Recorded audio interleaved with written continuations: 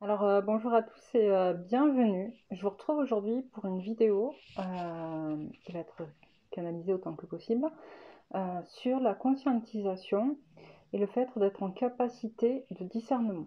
Ok. Cette période, je l'ai dit à plusieurs reprises dans plusieurs vidéos et je ne suis pas la seule à le dire d'ailleurs, euh, nous a impulsé justement pour qu'on puisse trouver qui nous sommes, d'accord, avoir le temps de pouvoir réfléchir sur nous aussi, pouvoir trouver notre équilibre, pouvoir savoir ce qu'on veut par rapport à ce qu'il y a eu avant et ce qu'il y aura après. D'accord. C'est extrêmement important qu'il y ait un avant et un après cette période-là. Euh, Durant cette période, on a vu de tout et du n'importe quoi. Ce qui est important, c'est d'avoir la capacité, cette capacité de discernement. D'accord. C'est extrêmement important de ne pas faire confiance à ce qu'on voit, à ce qu'on entend, d'accord, mais de vraiment faire des recherches, de se positionner face à toutes les recherches qu'on aura fait, de se faire confiance aussi dans ce qu'on ressent par rapport à la situation. Si on prend, puisque c'est vraiment d'actualité, et puis c'est sur cette période-là aussi dont on parle, mais si on prend l'exemple du coronavirus, on a entendu plein de choses. On a entendu par exemple, enfin, moi il y a des choses, après c'est ma façon de voir les choses, c'est ma vision de penser, je ne vous demande pas de me suivre, je ne vous demande pas de penser la même chose que moi, je vous demande juste à vous d'aller faire des recherches nécessaires. Mais quand on voit par exemple qu'au tout début du coronavirus, on nous a expliqué très clairement que seul un type de masque comment dire, pouvait faire barrière réelle avec le coronavirus par rapport à la taille du virus et à la taille du maillage du tissu de ce masque-là, et que les autres masques finalement ne servaient à rien. Bon, aujourd'hui on nous demande de porter des masques tout le temps, plus ou moins, à partir du moment où on est dehors ou dans des collectifs, des masques faits maison avec des tissus qu'on a chez nous, ok. Moi je me pose la question, à quel moment on nous prend pour des cons à ce sujet-là, d'accord. À quel moment les êtres humains, d'accord, ceux qui ont lu ces informations-là, ne se disent pas, mais il y a quelque chose qui n'est pas cohérent dans tout ça. Si au début de cette histoire-là, il n'y avait qu'un type de masque qui était OK pour notre sécurité, et qu'aujourd'hui on nous dit non, non, mais allez-y, vous pouvez sortir dehors, il n'y a pas de souci, prenez des masques faits maison avec les tissus que vous avez chez vous, moi ça me pose question. OK. Ça ne veut pas dire que j'ai raison dans le fait que ça me pose question, ça ne veut pas dire non plus que j'ai tort. C'est ma façon de voir les choses. Ce que je vous demande à vous, et ce qu'on vous demande par le biais de cette période-là, justement, c'est de vous faire votre propre avis et d'arrêter d'être crédule, d'arrêter de croire tout ce qu'on vous dit. Si on reprend un autre exemple qui est extrêmement d'actualité pour ceux qui ont des enfants, on nous demande de remettre nos enfants à l'école, de leur faire porter des masques, en nous expliquant que de toute manière, ils ne quitteront pas leur salle de cours, qu'il n'y aura pas de cantine, que la cantine se fera dans les classes.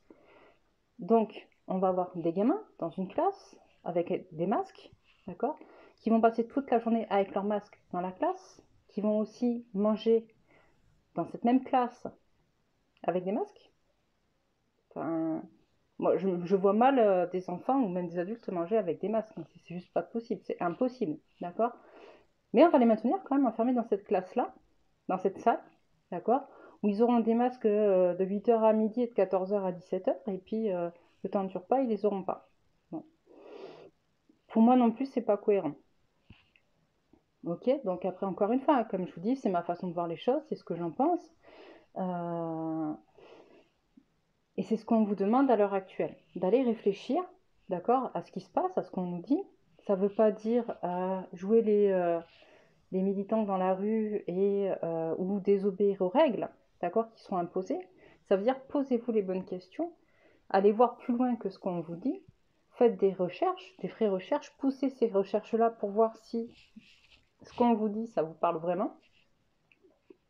Si les infos que vous avez, elles sont justes aussi, parce qu'on dit plein de choses et on a du tout et du n'importe quoi sur les réseaux, mais par rapport à ce que vous voyez, à ce que vous observez, aux différents discours qui sont tenus depuis le début, ne serait-ce que ça, est-ce que c'est cohérent ou pas pour vous?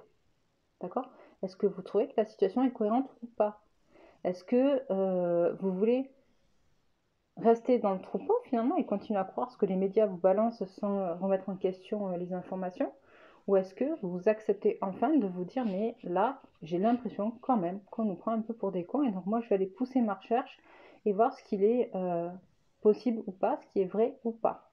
Encore une fois, je ne juge pas et on ne juge pas les avis des gens, d'accord? Chaque personne a le droit de penser ce qu'elle veut à partir du moment où, à mon avis, elle a fait preuve de ce discernement-là. C'est pas parce qu'on aura eu tous accès aux mêmes informations qu'on aura le même jugement à la fin, d'accord? C'est pas grave. Par contre, ce qui est important, c'est d'avoir accès à ces informations-là et de faire la recherche et la démarche d'aller chercher des informations pour se construire justement notre propre pensée, d'accord? On nous dit que l'éducation nationale, qu'on est gamin, d'accord, est là pour ça, pour nous amener à réfléchir par nous-mêmes. On voit bien que c'est pas vrai. De toute manière, on en a conscience hein, quand vous allez, rappelez-vous les cours que vous aviez, et même les cours qu'ont encore nos enfants aujourd'hui. Quand on doit apprendre par cœur quelque chose, ne pas remettre en question les dires du professeur ou de l'instituteur, quand les gamins posent des questions et qu'on leur dit oh je sais pas, bah, tu te débrouilleras, tu iras chercher, ou alors quand ils posent des questions et qu'il n'a même pas une réponse et on lui dit oh c'est bon, c'est pas, on n'en est pas là ou c'est pas ça, mais voilà, on les a, et on interdit, parce que c'est ça, la remise en question du savoir des instituteurs et des professeurs, alors qu'il a été prouvé, mais 10 000 fois, et encore je suis gentille quand je dis 10 000 fois, que si on prend l'histoire, moi j'adore l'histoire, qu'il y a des faits historiques qui sont appris à l'école qui ne sont pas vrais, parce qu'entre-temps il y a d'autres historiens qui ont fait des recherches, des archéologues, etc. Enfin, il y a tout plein de scientifiques qui continuent à faire des recherches et on se rend compte que ce qu'on croyait n'est pas.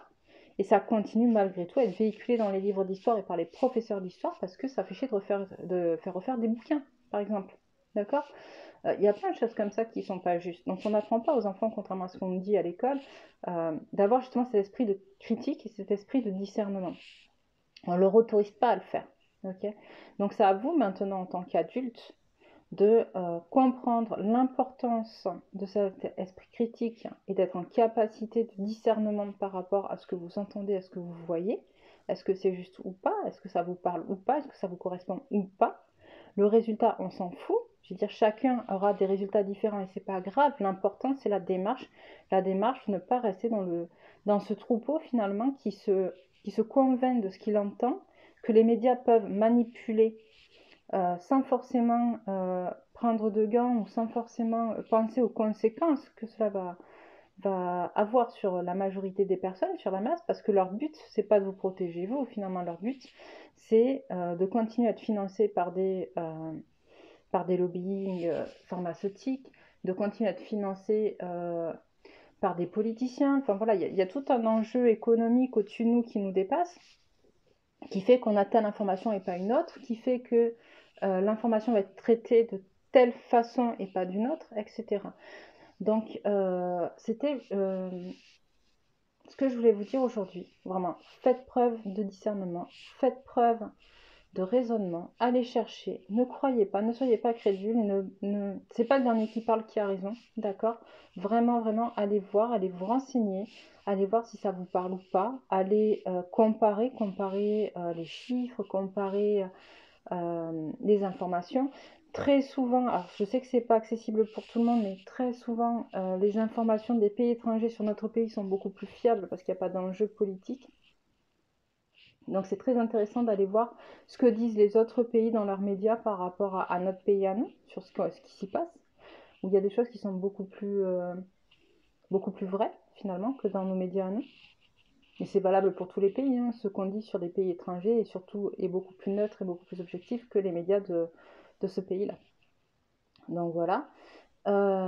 Et surtout, mais réfléchissez, mon Dieu, réfléchissez, posez-vous les bonnes questions, ne restez pas sur ce qu'on vous dit, c'est ok, c'est ça et c'est pas autre chose.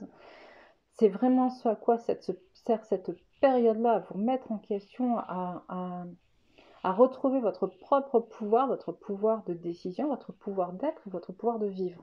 Ok? Donc voilà, je crois que c'était à peu près tout pour aujourd'hui.